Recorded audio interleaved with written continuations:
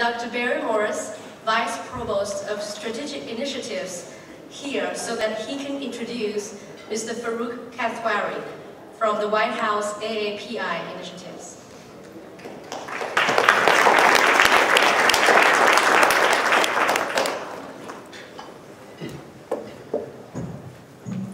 Good afternoon, everybody.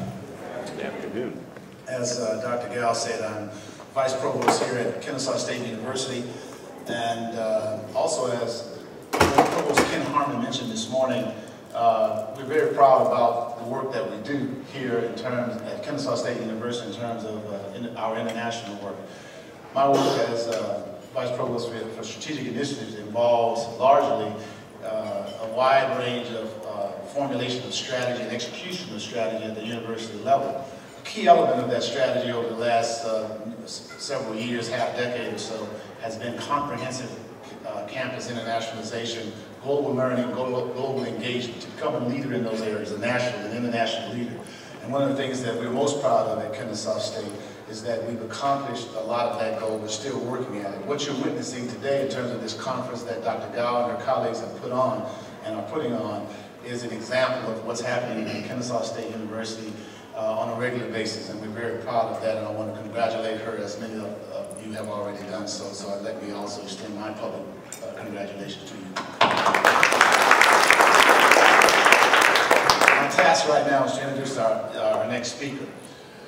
In 2009, President Obama signed an executive order to create the Asian American and Pacific Islander Initiative, an initiative that, through the work of its commissioners with 23 agencies and departments across the U.S. government, seeks to improve the health, education, and economic status of Asian American Pacific Islanders communities. To get this work done, President Obama appointed a distinguished group of founding commissioners, one of whom is our next speaker, Mr. Farooq Kathwari. Mr. Farooq Kathwari is the chairman, President, and Chief Executive Officer of Ethan Allen Interiors. He has been president of the company since 1985 and chairman and chief executive officer since 1988. He has a strong interest in human rights and international conflict resolution. Mr. Kathwari serves on many nonprofit organizations, including the chair of the Kashmir Study Group. He is a member of the Council on Foreign Relations, a director of the International Rescue Committee, the Institute for the Study of Diplomacy at Georgetown University, a director and former chairman of Refugees International, and a director of and former chairman of the National Retail Federation. He holds a BA degree in English Literature and Political Science from Kashmir University, and an MBA in International Marketing from New York University, and holds honorary doctorate degrees from Tufts, Western Connecticut, and Sacred Heart Universities. He's received a number of awards. I'll only mention one here, and that is in 2007, U.S. Secretary of State Condoleezza Rice honored Mr. Kathwari with the State Department's Outstanding American Choice Award. You can read more about not only his awards, but about his career at FarooqKathwari.com. I'll mention two quotes that I found impressive in looking at his background. One was made some time ago, some years ago, by the then chairman of the National Retail Federation. He said about Mr. Kathwari, he's intellectually curious and has more interest outside his work than any CEO I've ever known. He's a true internationalist. A second quote actually comes from him, and you'll find it if you go to ethanallen.com, to his company's website. You will find there, not immediately as you click on the website, not the company's wares that it's selling, but a statement that reads this way, quote, "Our thoughts and prayers are with the people of Boston. We extend our heartfelt sympathy to all affected by this week's tragedy. Sincerely, Farooq Kathwari, Chairman, President, and CEO, Ethan Allen Interiors, Inc." I think these two quotes tell us something about the man who's going to speak to you now, in terms of his intellectual breadth and depth, and also his compassion. We're very honored and lucky, I think, to have him here to speak with us and to us today. And we're happy that he took time out of his busy schedule to address the South Pole Conference. Please help me welcome Mr. Farooq Kathwari.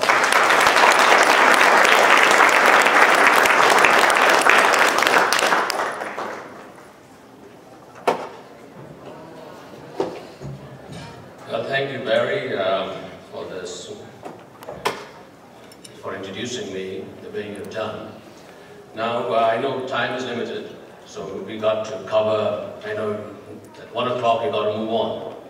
When I talked to May and she said I should cover something what Ethan Allen has done, some of my thoughts about Asia, and what is also President Obama's perspective on Asia. So I said, that's all. But anyway, last evening I had an opportunity of coming here, and Lila, Bob Waters, and others were busy working and setting this up, and also having pizza and Coke. And I joined them, and we were talking about marketing, and I said when I first came from Kashmir with English literature and political science, the only reason I had those subjects was because I used to play 80% of the time playing cricket. And that is, sports. If you were a serious student, like a doctor in medicine, you just would not be in sports as I was. So I ended up in New York and to the NYU graduate school, and I got a foreign student advisor and said, what do you want to major in? I said, no idea. He said, how about accounting? So I went to the first class, and there were debits and credits. I said, no, I cannot do that. He said, how about economics? So I went there. It happens to be microeconomics and graphs and charts. I said, I got a headache. So he said, how about marketing? I said, what is it? But I had never heard the term. So I was with Lila, we were discussing it yesterday. And he said, well, it is the ability to sell yourself, to communicate. I said, I think I can do that. So anyway, that's how it started. And I've had this opportunity, really, in the last 35 years to witness an extraordinary change and growth in Asia. I began buying arts and crafts in the 1970s and 1980s, and today we are marketing Ethan Allen, which is an iconic American brand, in over 75 locations across East Asia. We ship 60% of what we sell from our well-established US manufacturing base, and in turn develop great products made in China, Indonesia, India, and other countries to be marketed in Ethan Allen design centers in North America and internationally. Now, growing in Kashmir, I became quite familiar with Chinese and Central Asian arts and crafts at an early age. For centuries, there has been a link from Kashmir and that region to the ancient Silk Road, and my family had connections to the great trading cities of the day, Tashkent, Samarkand, Kashgar, and many others. My grandfather was widely known as an art expert and a collector of handcrafted products from Central Asia, China, Tibet, and of course India.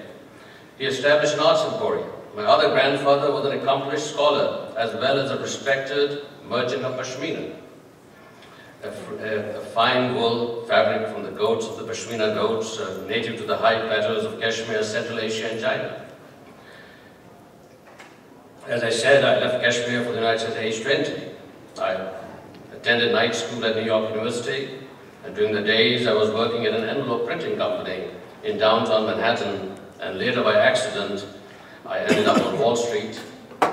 In those days one had to look far and wide in New York, especially in the financial area, to find anybody with an Asian heritage. Today Asian Americans are playing an important role in helping America move forward and bringing in vibrancy, creativity, as immigrants from many parts of the world have done throughout the last 300 years. In my view, America is a microcosm representing the diversity of the world, and more than ever before. Now, for your information, I was not going to read this, but because of the shortage of time, I'm doing it, so in 15 minutes we get it across.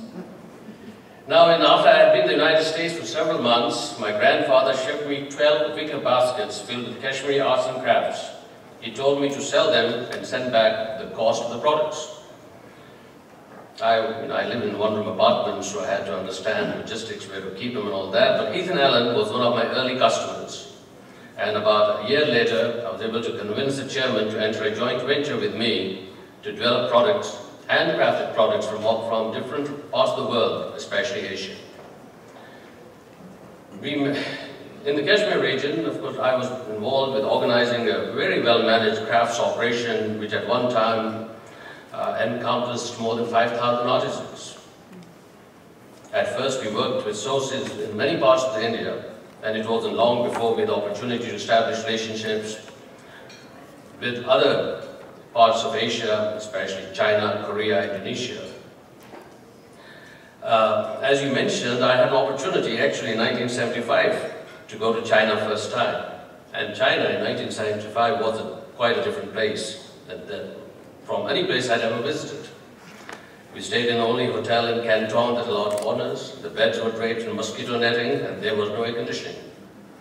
Fortunately, it was only a short walk to the Canton Fairgrounds. One afternoon I was taking a stroll when I spotted some men playing badminton and joined them. It was an auspicious decision. Some of these players would be among my first business associates on the mainland. As I would later discover, creating partnerships to do business in China and Asia is and has always been an essential component of the business culture. While the concept is to build strong relationships, the objective, of course, is to make sure we operate and we negotiate well. This was apparent from my first visit in the 1970s and has only been reinforced during my broad exposure to China. Now, throughout the 1980s, the Chinese business system was very regimented and centralized, as was the case in all other personal, social, or cultural relations. Now, to conduct business, my company was required to deal with two government entities, China Arts and China Native and Animal Byproducts, both headquartered in Beijing, or Peking at that time. Now, during the 1980s, a number of furniture factories sprung up in Southeast Asia, and it was really in the late 1980s the People's Republic allowed some manufacturers from Taiwan, Hong Kong, Malaysia to set up modern plants in southern China.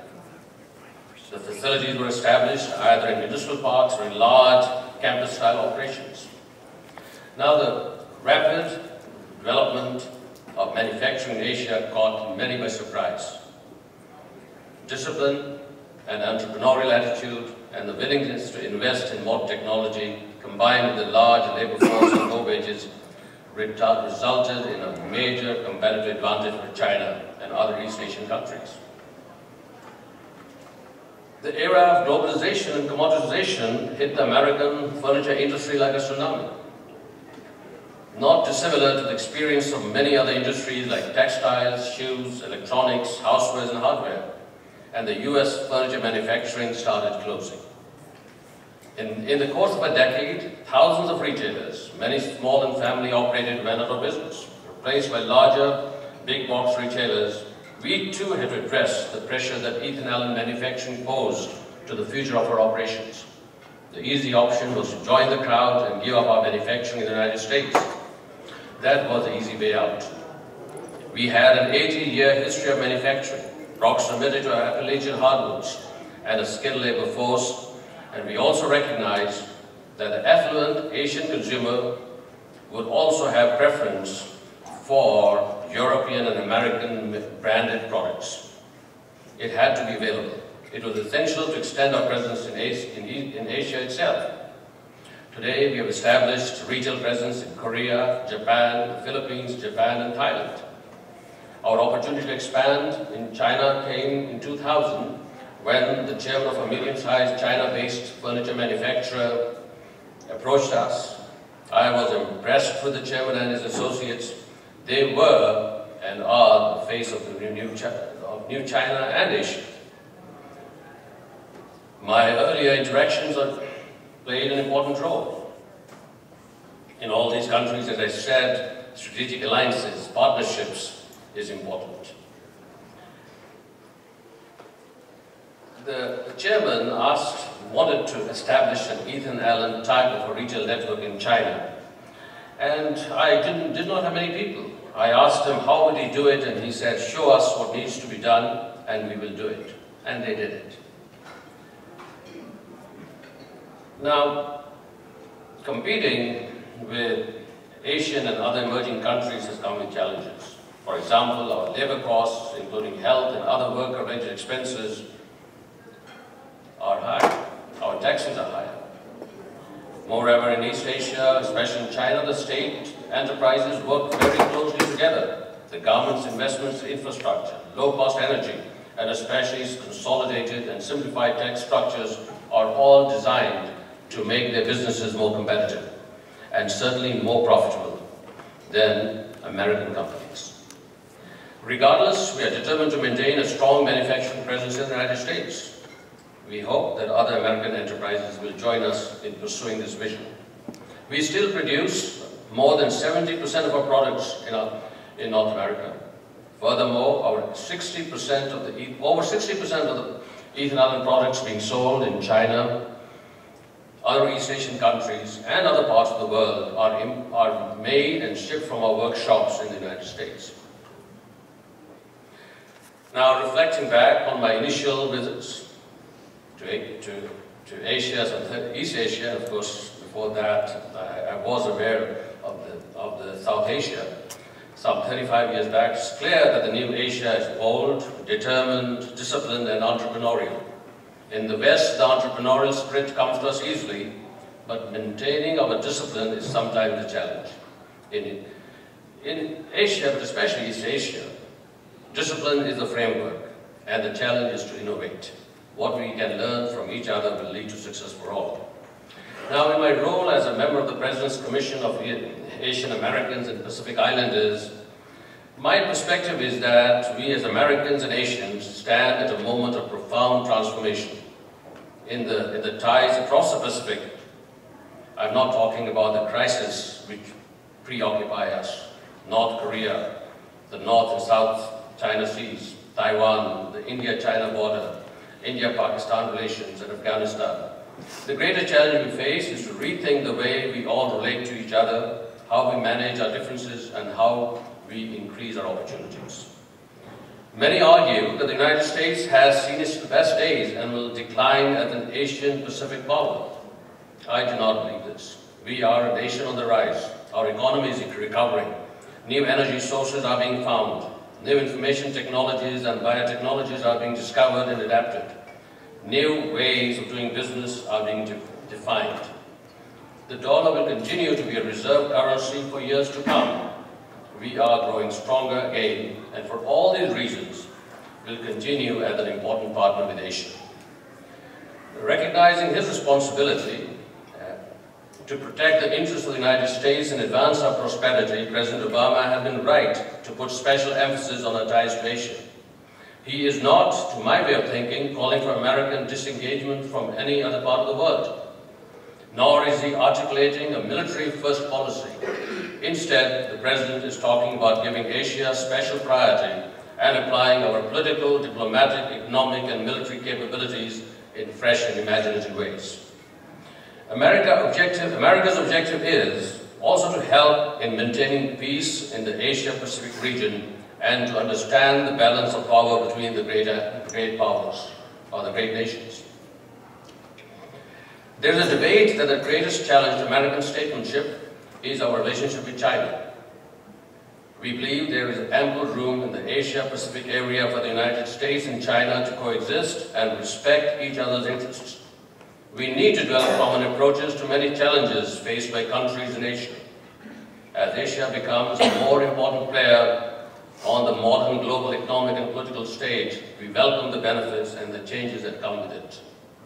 Nowhere is the challenge more pressing than in the economy of the Asia-Pacific region and the world at large.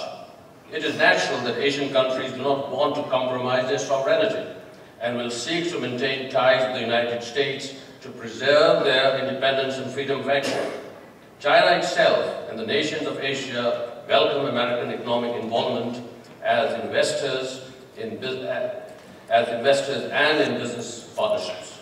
Our markets, technology, and capital are a huge attraction to all. In building the consumer-based environment, the new Asia naturally gravitated to a Western-style business model. And we are learning from the new Asia. We know that competition requires bold, aggressive change. At home here in the US, we need to rebuild many elements of our infrastructure. We need to educate our children in engineering and technology. We need a new generation of business leaders focused beyond financial maneuvering, while understanding competition in the global market. We need the US government to become a partner in development. And we must develop strategic alliances, partnerships with Asian countries for our mutual benefit. As I stated earlier, the strength of America is our diversity and the freedoms we enjoy. I believe Asian Americans are and will continue to be essential in helping to make America stronger and developing closer associations with Asian countries. Thank you for the opportunity to share my perspectives. And it's 1 o'clock.